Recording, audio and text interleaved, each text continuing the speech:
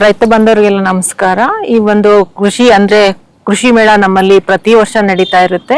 ಈ ಒಂದು ಕೃಷಿ ಮೇಳಕ್ಕೆ ತಮ್ಮೆಲ್ಲರಿಗೂ ಸ್ವಾಗತ ಮಾಡುತ್ತಾ, ನಾನು ಈ ಒಂದು ಸಮಗ್ರ ಕಳೆ ಅಂದ್ರೆ ನಮ್ಮಲ್ಲಿ ಕಳೆ ವ್ಯವಸಾಯ ಪ್ರಯೋಜನೆ ಇದೆ. ಆ ಕಳೆ ವ್ಯವಸಾಯ ಪ್ರಯೋಜನೆ ಯಾಕೆ ಅಂದ್ರೆ ಇದೊಂದು ICR ಅಖಿಲ ಭಾರತ ಸುಸಂಘಟಿತ ಕಳೆ ನಿರ್ವಹಣಾ ಪ್ರಯೋಜನೆ. ಇದು 1978ರಲ್ಲಿ ಪ್ರಾರಂಭ ಆಯಿತು. ಅಂದಿನಿಂದ ಇಂದಿನವರೆಗೆ ನಾವು ಸಹ ಈ ಒಂದು ಕಳೆ ಪ್ರಯೋಜನೆಯಲ್ಲಿ ಅಂದ್ರೆ ರೈತರಿಗೆ ಅನುಕೂಲವಾಗಂತ ತಂತ್ರಜ್ಞಾನಗಳನ್ನ ಅವರಿಗೆ ಬಿಡುಗಡೆ ಮಾಡ್ತಾ ಬಂದಿದೀವಿ.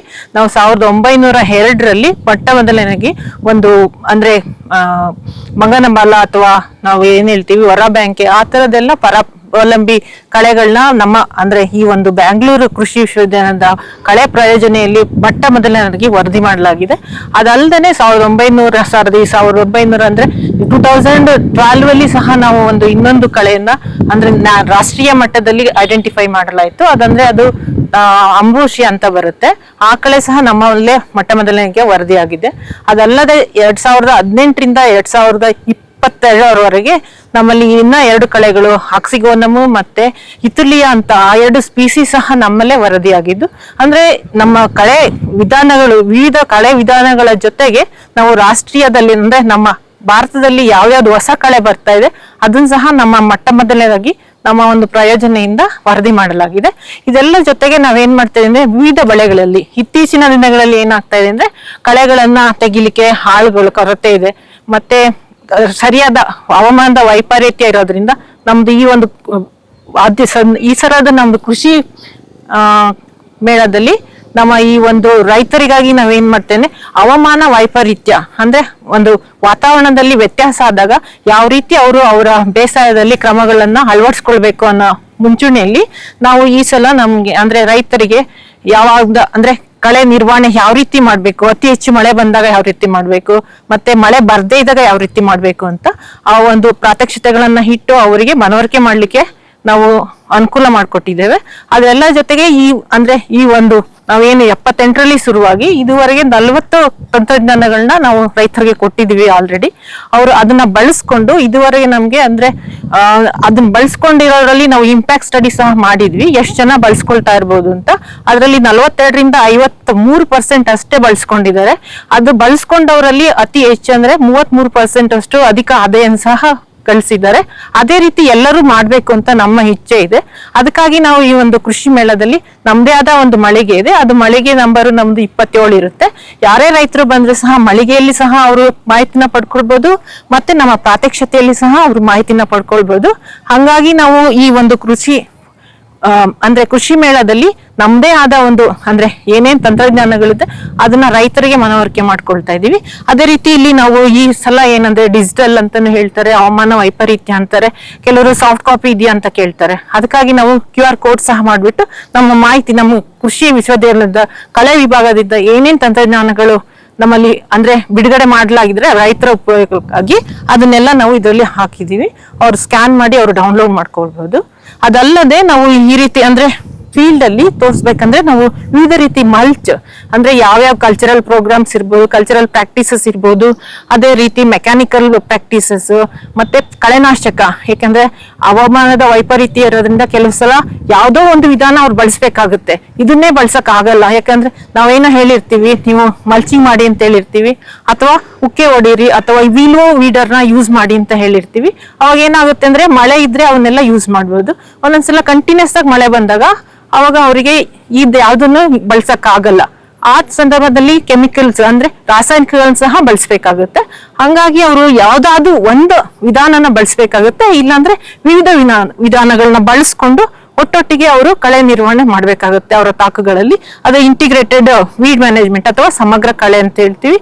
ಈಗ ನಾವು ಕಳೆ ನಿರ್ವಹಣೆಯಲ್ಲಿ ಬಂದಾಗ ಕಲ್ಚರಲ್ ಅಂದ್ರೆ ಪ್ರಾಕ್ಟೀಸಸ್ ಬಂದಾಗ ಮಲ್ಚ್ ಹೇಳ್ತೀವಿ. ಡಿಫ್ರೆಂಟ್ ಮಲ್ಚ್ ಅವರ ಭೂಮಿಯಲ್ಲೇ ಸಿಗೋ ಅಂತ ಕಳೆಗಳನ್ನ ಅವರು ಮಲ್ಚ್ ಮಾಡ್ಬೋದು. ಅದನ್ನ ನಾವು ಪ್ರಾತ್ಯಕ್ಷತೆಯಲ್ಲಿ ತೋರಿಸ್ತೀವಿ. ನೀವು ಅದನ್ನ ನೆಕ್ಸ್ಟ್ ರೈತರಿಗೆ ಸಹ ಮನವರಿಕೆ ಮಾಡ್ಕೊಡ್ಬೇಕಾಗುತ್ತೆ. ಅದೇ ರೀತಿ ಮಲ್ಚ್ ಇದೆ.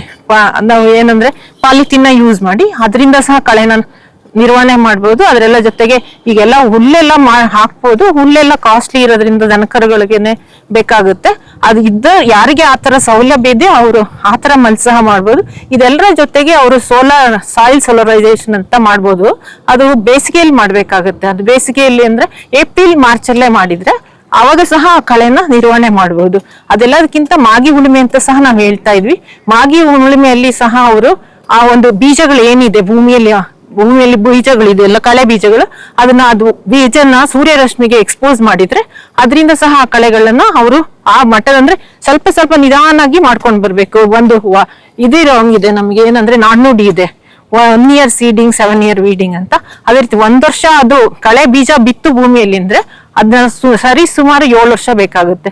ಹಾಗಾಗಿ ರೈತರು ಯಾವತ್ತೂ ಅವ್ರದ್ದು ಇದ್ ಮಾಡ್ಕೊಳ್ದೇನೆ ಒಂದ್ಸಲ ಸ್ಟಾರ್ಟ್ ಆಯ್ತು ಅಂದ್ರೆ ನಾವು ಫ್ಲವರಿಂಗ್ ಬರೋಕ್ಕಿಂತ ಮುಂಚೆ, ಹೂವು ಬೆಳಕಿನ ಮುಂಚೆ ಕಿತ್ತಾಕೊಂಡ್ ಬಂದ್ರೆ ಅದು ತುಂಬಾ ದಿನ ಅದನ್ನ ಅವ್ರು ಮೇಂಟೈನ್ ಮಾಡ್ಬೋದು. ಮತ್ತೆ 3-4 ವರ್ಷದಲ್ಲಿ ಅವರು ಭೂಮಿಯಿಂದ ಆ ಕಳೆನ ಸಂಪೂರ್ಣವಾಗಿ ನಿರ್ಮೂಲನೆ ಮಾಡ್ಬೋದು. ಒಂದೇ ಸಲ ಹೋಗಲ್ಲ ರೈತರು. ಅದಕ್ಕಾಗಿ ಇದ್ ಮಾಡ್ಕೊಂಡು ಇಲ್ಲ ಕಳೆ ಹೋಗಿಲ್ಲ ಅಂತ ಹೇಳ ಆ ತರ ಬರಲ್ಲ. ಈಗ ಯಾವುದೇ ಕಳೆ ನಮ್ಮಲ್ಲಿ ತುಂಬಾ ಕಳೆಗಳಿದೆ. ಬಹುವಾರ್ಷಿಕ ಕಳೆಗಳಿದೆ, ಅಂದ್ರೆ ಪೆರಿನಿಯಲ್ ಕಳೆಗಳಿದೆ, ಪೆರಿನಿಯಲ್ಲೇ ಬಹುವಾರ್ಷಿಕ ಕಳೆ, ಮತ್ತೆ ಏಕದಳ ಅಂದ್ರೆ ವಾರ್ಷಿಕ, ದ್ವಿವಾರ್ಷಿಕ ಎಲ್ಲ ಇದೆ. ಆ ತರ ಕಳೆಗಳಿದ್ದಾಗ ನಮ್ಗೆ ಕಷ್ಟ ಆಗುತ್ತೆ. ಯಾಕಂದ್ರೆ ಈ ಗರ್ಕೆ ತುಂಗೆ ತುಂಬಾ ಜನ ಹೇಳ್ತಾರೆ. ಗರ್ಕೆ ತುಂಗೆ ಎಲ್ಲ ಒಂದ್ ದಿವಸಕ್ಕೆ ಹೋಗೋದಲ್ಲ. ಅದನ್ನ ನಿರ್ವಹಣೆ ಮಾಡೋ ವಿಧಾನಗಳೇ ಬೇರೆ ಇದೆ. ಅದ್ರಿಂದ ಆ ಗರಿಕೆ ಮತ್ತೆ ತುಂಗಿನ ನಿರ್ವಹಣೆ ಮಾಡಕ್ಕೆ ಅವರು ಚಾಚಿತ್ಯ ಪದ ಬೇರೆ ಬೇರೆ ವಿಧಾನಗಳನ್ನ ಉಪಯೋಗಿಸ್ಕೋಬೇಕು. ಅಂದ್ರೆ ಸಮಗ್ರ ಕಳೆ ನಿರ್ವಹಣೆ ವಿಧಾನಗಳನ್ನ ಬಳಸ್ಕೊಂಡು ಅವರು ಅದನ್ನ ನಿರ್ವಹಣೆ ಮಾಡ್ಬೇಕಾಗತ್ತೆ ಕಳೆನ. ಅದೆಲ್ಲ ಜೊತೆಗೆ ಈಗ ನಾವು ಆಗ್ಲೇ ಹೇಳ್ದೆ, ನಾನು ರಾಸಾಯನಿಕಗಳು ಸಹ ಉಪಯೋಗಕ್ಕೆ ಬರ್ತಾ ಇದ್ದೆ. ಅದರಿಂದ ತುಂಬಾ ಜನ ಅಂದ್ರೆ ಆಳ್ಗಳ ಕೊರತೆ ಇದೆ ನಮ್ಮಲ್ಲಿ. ಈ ಒಂದು ರಾಸಾಯನಿಕಗಳನ್ನ ಬಳಸೋದ್ರಿಂದ ರೈತರಿಗೆ ಏನಾಗಿದೆ, ಉದಯ ಪೂರನ ಬಳಸ್ಬೇಕಾ ಉದಯೋತ್ತರ ಬಳಸ್ಬೇಕಂತ ಗೊತ್ತಿರಲ್ಲ. ಆ ತರ ಮಾಹಿತಿ ಅವರಿಗೆ, ಮತ್ತೆ ಯಾವ ಬೆಳೆಗೆ ಯಾವ್ದು ಕಳೆನಾಶಕ ಬಳಸ್ಬೇಕು ಅಂತ ಗೊತ್ತಿರಲ್ಲ. ಅಂದ್ರೆ ಏಕದಳಕ್ಕೆ ಬೇರೆ ಇರುತ್ತೆ, ದ್ವಿದಳಕ್ಕೆ ಬೇರೆ ಇರುತ್ತೆ, ಮತ್ತೆ ಪ್ರೀ ಎಮರ್ಜೆನ್ಸ್ ಬೇರೆ ಅಂತ ಹೇಳ್ತೀವಿ, ಉದಯ ಪೂರ್ವ ಉದಯೋತ್ತರ. ಆಗ ಅವರು ಉದಯೋತ್ತರ ತಗೊಂಡೋಗಿ ಉದಯ ಪೂರ್ವ ಹೊಡೆಯೋದು, ಬೆಳೆಗೆ ಸಂಪೂರ್ಣ ಹಾನಿ ಆಗುತ್ತೆ. ಅದರಿಂದ ಅವರು ಅದ್ರ ಬಗ್ಗೆ ಮಾಹಿತಿ ಸಂಪೂರ್ಣವಾಗಿ ತಿಳ್ಕೊಳ್ಳೋದು ಅತ್ಯವಶ್ಯಕ ಅಂತ ಹೇಳಲಿಕ್ಕೆ ಇಷ್ಟಪಡ್ತೀನಿ. ಅದಲ್ದೇ ನಾವು ಏನೋ ಒಂದು ಡೋಸೇಜ್ ಹೇಳಿರ್ತೀವಿ, ಶಿಫಾರಸ್ ಮಾಡಿರ್ತೀವಿ ನಮ್ಮ ಕೃಷಿ ವಿಶ್ವವಿದ್ಯಾಲಯದಲ್ಲಿ. ಅವರು ಅದನ್ನ ಚಾಚಿ ತಪ್ಪದೇನೆ ಅದೇ ಏನು ಪ್ರಮಾಣ ನಾವು ಹೇಳಿರ್ತೀವಿ ಅದನ್ನ ಅವರು ಬಳಸ್ಬೇಕಾಗತ್ತೆ. ಇಲ್ಲ ಅಂದ್ರೆ ಅವ್ರು ಕಡಿಮೆ ಬಳಸಿದ್ರೆ ಅಲ್ಲಿ ಅವ್ರಿಗೆ ಕಳೆಗಳು ನಿಯಂತ್ರಣಕ್ಕೆ ಬರಲ್ಲ. ಜಾಸ್ತಿ ಬಳಸಿದ್ರೆ ಟಾಕ್ಸಿಸಿಟಿ ಆಗುತ್ತೆ, ಅಂದ್ರೆ ವಿಷಕಾರಕತ್ವ ಜಾಸ್ತಿ ಆಗಿ ಬೆಳೆನು ಸಾಯೋ ಪರಿಸ್ಥಿತಿ ಬರುತ್ತೆ. ಅದರಿಂದ ಅವರು ಆತರ ಅಂದ್ರೆ ನಾವು ಏನ್ ಶಿಫಾರಸ್ ಮಾಡಿರ್ತೀವಿ ಆ ಒಂದು ಡೋಸೇಜ್ ಅನ್ನ ಮಾತ್ರ ಅವ್ರು ಬಳಸ್ಬೇಕಾಗತ್ತೆ. ಅದೆಲ್ಲ ಜೊತೆಗೆ ಇತ್ತಿನ ದಿನಗಳಲ್ಲಿ ನ್ಯಾಚುರಲ್ ಫಾರ್ಮಿಂಗ್ ಅಂತ ಹೇಳ್ತೀವಿ ನಾವು, ಅದು ಮತ್ತೆ ಆರ್ಗ್ಯಾನಿಕ್ ಫಾರ್ಮಿಂಗ್ ಅಂತ ಹೇಳ್ತೀವಿ. ಆ ತರ ಯಾರು ರೈತರು ಅವರ ಭೂಮಿಯಲ್ಲಿ ಮಾಡ್ತಾ ಇದಾರೆ ವ್ಯವಸಾಯನ, ಅವರಿಗೆ ಅನುಕೂಲಕ್ಕಾಗಿ ನಾವು ಅತಿ ಸಣ್ಣ ಅಂದ್ರೆ ರೈತರ ಕೈಗೆಟುವ ಬೆಲೆಯಲ್ಲಿ ಕಳೆನ ನಿರ್ವಹಣೆ ಮಾಡ್ಲಿಕ್ಕೆ ಇಂಪ್ಲಿಮೆಂಟ್ಸ್ ಇದೆ. ಅದು ಇವಾಗ ಪ್ಯಾಡಿ ಅಂದ್ರೆ DSR ಅಂತ ಹೇಳ್ತೀವಿ, ಅಥವಾ ಪಡಲ್ ಪ್ಯಾಡಿ ಇರ್ಬೋದು, ನಾಟಿ ಪ್ಯಾಡಿ ಇರ್ಬೋದು, ಅದಕ್ಕೆ ಬೇರೆ ಬೇರೆ ಉಪಕರಣಗಳಿದೆ. ಅದೇ ರೀತಿ ನಾವೀಗ ಏನ್ ತೋರಿಸ್ತಾ ಇದೀವಿ ಇಲ್ಲಿ ಡೆಮಾನ್ಸ್ಟ್ರೇಷನ್ ಅಲ್ಲಿ ಅಂದ್ರೆ ಪ್ಯಾಡಿಗಾದ್ರೆ ಅವರು ಕೋನೋವಿಡ್ನ ಬಳಸ್ಬೇಕಾಗುತ್ತೆ. 1 ದಿವಸಕ್ಕೆ 1 ಎಕರೆಯಲ್ಲಿ ಮಾಡ್ಬೋದು ಒಬ್ಬರು ಮನುಷ್ಯರು. ಹಂಗಾಗಿ ಅವರು ಅಟ್ಲೀಸ್ಟ್ ಆಳುಗಳ ಕೊರತೆ ಇದ್ದ ಕಾಲದಲ್ಲಿ ಅದನ್ನ ಉಪಯೋಗಿಸ್ಕೊಳ್ಬಹುದು. ಅದೇ ರೀತಿ ಸೈಕಲ್ ವೀಡರ್ ಅಂತ ಇದೆ.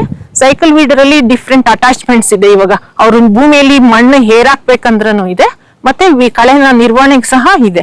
3 ಬರುತ್ತೆ ಅಟ್ಯಾಚ್ಮೆಂಟ್ಸ್, ಡಿಫ್ರೆಂಟ್. ಅವ್ರಿಗೆ ಯಾವ ಉಪಕರಣ ಅವಾಗ ಅಗತ್ಯ ಇದೆ ಆ ಭೂಮಿಯಲ್ಲಿ ಅದನ್ನ ಬಳಸ್ಕೊಳ್ಬೇಕಾಗುತ್ತೆ.